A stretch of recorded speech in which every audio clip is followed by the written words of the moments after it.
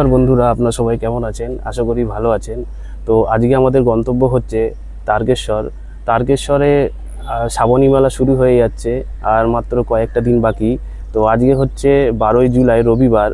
আগামী 20 জুলাই সোমবার 3 তারিখ শ্রাবণ মাসের। তো সেদিন থেকেই শ্রাবণ মাসের প্রথম সোমবার শুরু হয়ে যাচ্ছে। তো চলুন দেখা যাক কি পরিস্থিতি তারকেশ্বরের। তো এখন আমি আছি দাসনগর স্টেশনে। দাসনগর থেকে হাওড়া যাব।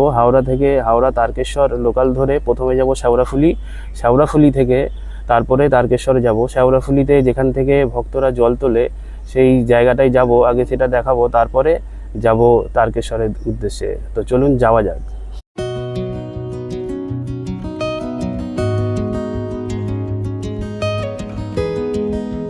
সময় এখন 6:51, 6:45-এ একটা তারকেশ্বর লোকাল ছিল, সেটা মনে হয় আর পাবো না। আমাকে হাওড়া গোঘাট লোকালটাই ধরে যেতে হবে।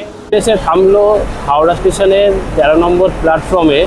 তো গোঘাট লোকাল কত নম্বর প্ল্যাটফর্মে দেয় সেটা দেখা যাক। 7:25-এ গোঘাট লোকাল রয়েছে।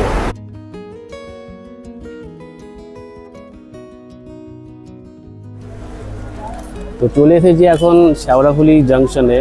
হাওড়া থেকে গোঘাট লোকাল 5 নম্বর প্ল্যাটফর্ম থেকে 7:25 ছেড়েছিল, আর শেওড়াফুলি জংশনে আসলো 8:09-এ। তো এখন আমি শেওড়াফুলি জংশন থেকে বাইরের দিকে যাব। তো চলুন যাওয়া যাক শেওড়াফুলি জংশনের বাইরের দিকে।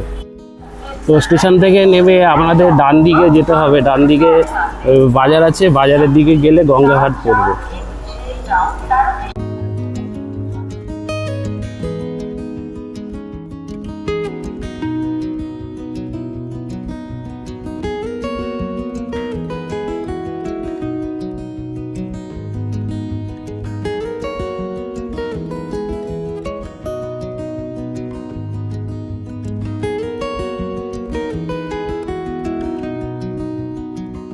বাজার থেকে সোজা এসে বাঁ হাতেই রাস্তা পড়বে, বাঁ দিকে আসলেই পুরো গঙ্গার ঘাট সামনেই। তো এই যে গঙ্গার ঘাট।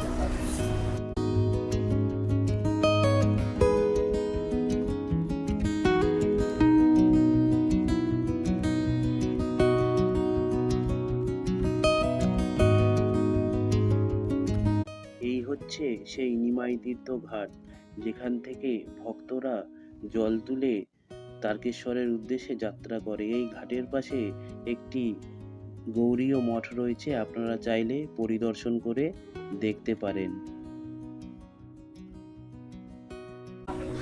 এই হচ্ছে সেই নিমাই তীর্থ ঘাট, যেখান থেকে ভক্তরা জল নিয়ে বাবার কাছে যায়। এখন এখানে মোটামুটি ফাঁকাই রয়েছে, আর কদিন পরে এখানে পা রাখার জায়গা রাখা যাবে না।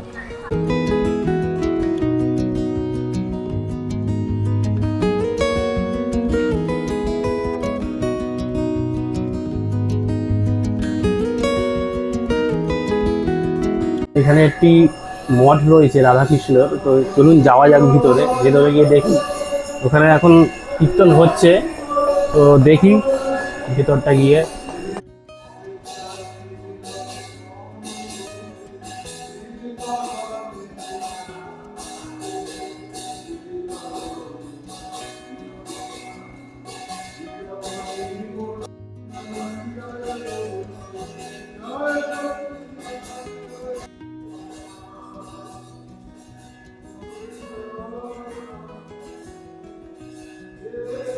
দেখতে পাচ্ছেন এখানে সব বাঁক রাখার জায়গা করা রয়েছে। এদিকে সব পুরো এই জায়গাটায় বাঁক রাখার জায়গা করা রয়েছে। ভক্তরা এসে এখানে বাঁক রাখতে পারবে, তার জায়গা করা রয়েছে এখানে। সামনেই শ্রাবণ মাস, তাই প্রস্তুতি চলছে এখানে প্রচুর দমে, দেখতেই পাচ্ছেন। চলে এসেছি শেওড়াফুলি স্টেশনে। এখান থেকে এবার যাব তারকেশ্বরের দিকে।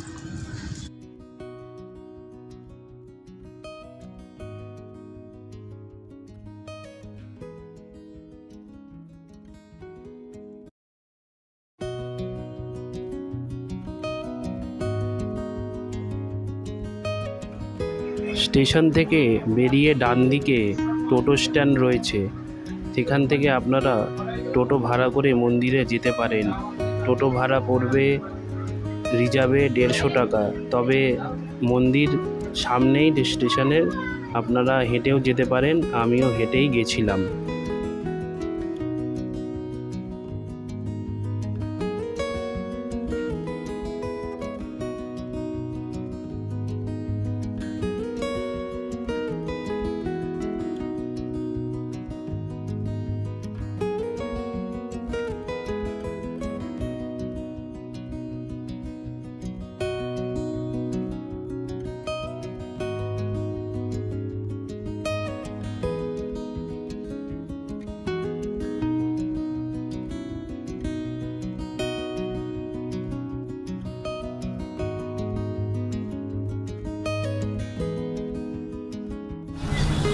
মন্দির এখান থেকে বেশি দূর নয়, ওই 700 মিটার মতো হবে। আমি হেঁটে হেঁটেই যাচ্ছি আপাতত।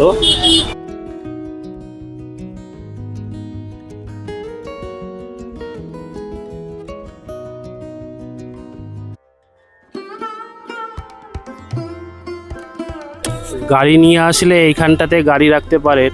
ওই রাজবাড়ি তোরণ থেকে কিছুটা এগিয়ে বাঁ হাতে পড়বে, গাড়ির পার্কিংয়ের ব্যবস্থা রয়েছে এখানে। এখানে গাড়ি রাখতে পারেন আপনারা গাড়ি নিয়ে আসলে।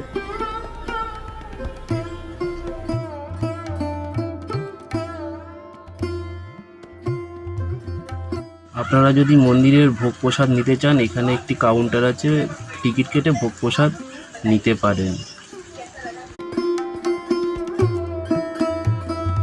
মন্দিরে যাওয়ার পথে আপনারা বিভিন্ন ধরনের দোকান পাবেন, এখান থেকে বিভিন্ন ধরনের জিনিসপত্র কিনে নিতে পারেন। এই রাস্তার ধারে নিরামিষ হোটেলও রয়েছে, আপনারা এখান থেকে দুপুরের খাবারটাও সেরে নিতে পারেন।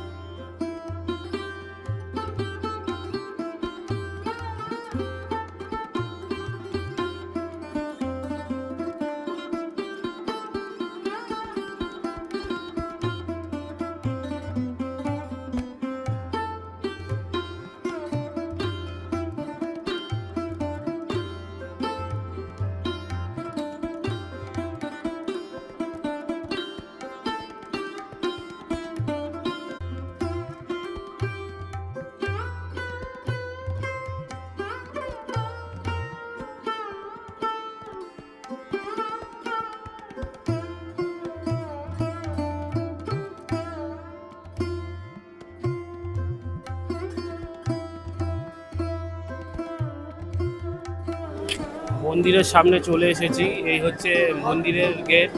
চলুন দেখা যাক মন্দিরের ভিতরে যায়। পুজো হচ্ছে মন্দিরের ভিতরে।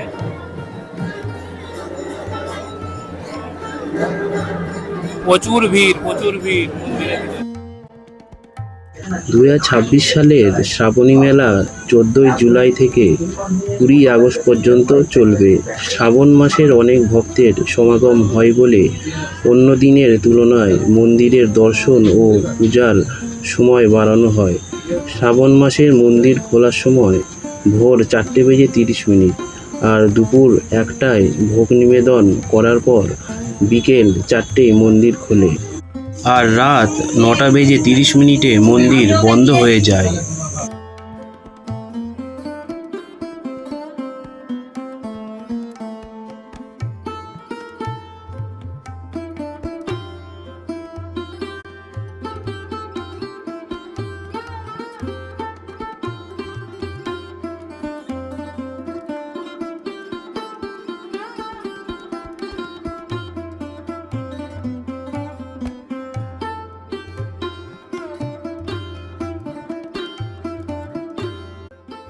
মন্দিরে প্রচণ্ড ভিড়, প্রচুর চাপাচাপি হচ্ছে। সেই চাপাচাপির মধ্যেই বাবাকে দর্শন করলাম। মন্দিরের ভিতরে কোনো ভিডিও করতে দেয় না, তাই দেখাতে পারলাম না আপনাদের। তো ওখান থেকে বেরিয়ে এই সামনে এগিয়ে এসেছি দুধপুকুরের কাছে।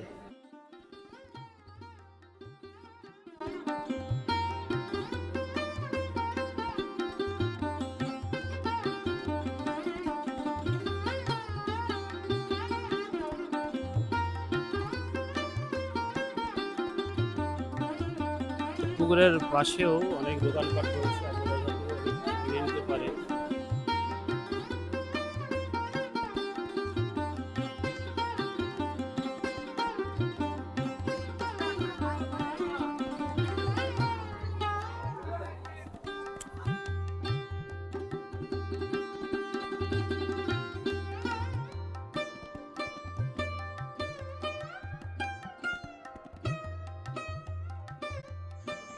কথিত আছে এই দুধ পুকুরে স্নান করলে মানুষের মনস্কামনা পূরণ হয়। দুধ পুকুরের কাছে বিভিন্ন রকমের পূজার সামগ্রী আপনারা পেয়ে যাবেন।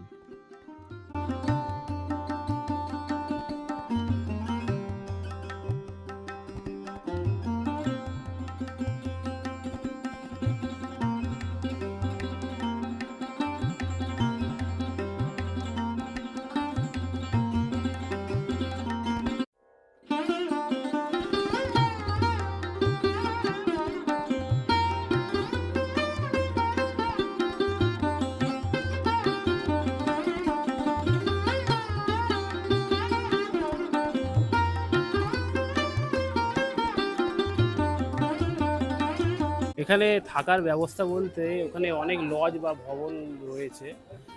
যেমন আমি এখন দাঁড়িয়ে আছি শীতলা নিবাস বলে একটা লজের সামনে। অনেকগুলো এখানে রয়েছে, আগে রয়েছে মঙ্গলা ভবন, তার আগে অনেক লজ বা ভবন রয়েছে, আপনারা দেখে নিতে পারেন, অসুবিধা কিছু হবে না।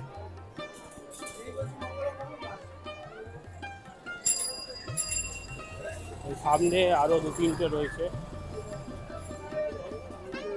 সাধারণ ভবন। এগুলো সব থাকার জায়গা, এইগুলো ভবন বা লজ এদিকে আরো রয়েছে।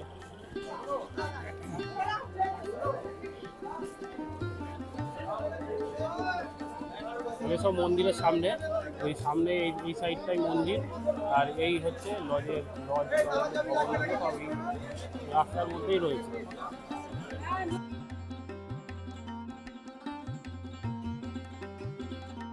তারকেশ্বর মন্দিরে আসলে আপনারা এই মহাপ্রভুর আচারের দোকান থেকে আচার কিনে নিতে পারেন। অনেক ধরনের আচার এখানে পাওয়া যায়, আপনারা চাইলে এখান থেকে আচার কিনে নিতে পারেন।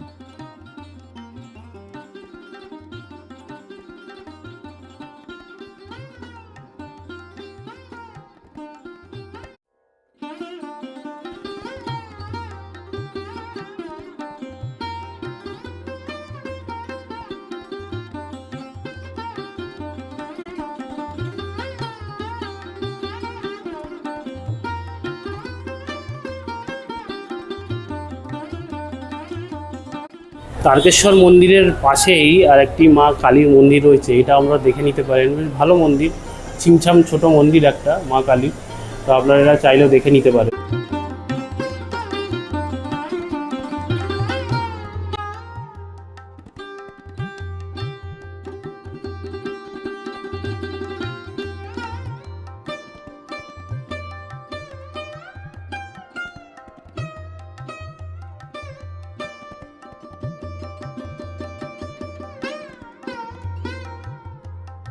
তো দুপুর হয়েছে, খিদেও পেয়েছে, একটা ভাতের হোটেল দেখতে হবে। দেখা যাক এখানে কোন হোটেলে ভালো খাবার পাওয়া যায়, সেইখানেই যাব, আপনাদের দেখাচ্ছি। মন্দির থেকে কিছুটা এগিয়ে এলে আপনারা পাবেন এই মহাপ্রভু হোটেল। এটি একটি সম্পূর্ণ নিরামিষ হোটেল।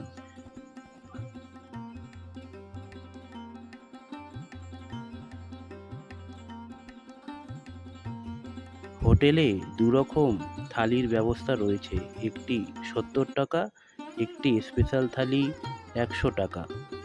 আমি 100 টাকারটাই নিয়েছিলাম।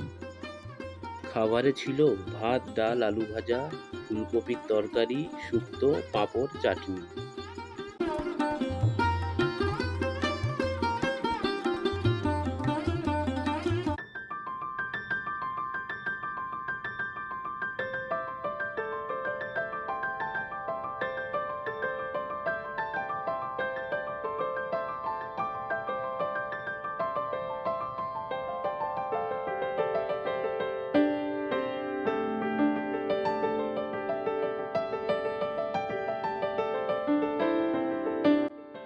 মুখ্যমন্ত্রী আসবে বলে এখানে বিশাল বড় একটা আয়োজন হচ্ছে, হোমযজ্ঞ হবে এখানে, দেখে নিন। এই হচ্ছে হোমযজ্ঞ, যজ্ঞকুণ্ড বানানো হচ্ছে, প্যান্ডেলও তৈরি হচ্ছে, চারিদিকে দুপাশেই প্যান্ডেল তৈরি হচ্ছে এখানে। তারকেশ্বর আসতে হলে হাওড়া থেকে প্রতি 1 ঘন্টা ছাড়া আপনারা হাওড়া তারকেশ্বর বা হাওড়া গোঘাট লোকাল পেয়ে যাবেন। তারকেশ্বর থেকেও প্রতি 1 ঘন্টা ছাড়া তারকেশ্বর হাওড়া লোকাল পাওয়া যায়।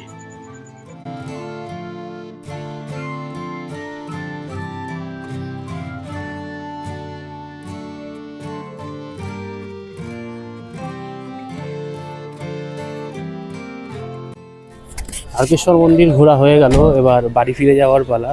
তো ভিডিওটি কেমন লাগলো অবশ্যই কমেন্ট করে জানাবেন, আর চ্যানেলটিকে সাবস্ক্রাইব করে পাশে থাকবেন। তো দেখা হচ্ছে অন্য কোনো জায়গায় নতুন কোনো ভিডিও নিয়ে, ততদিনের জন্য সুস্থ থাকবেন, ভালো থাকবেন।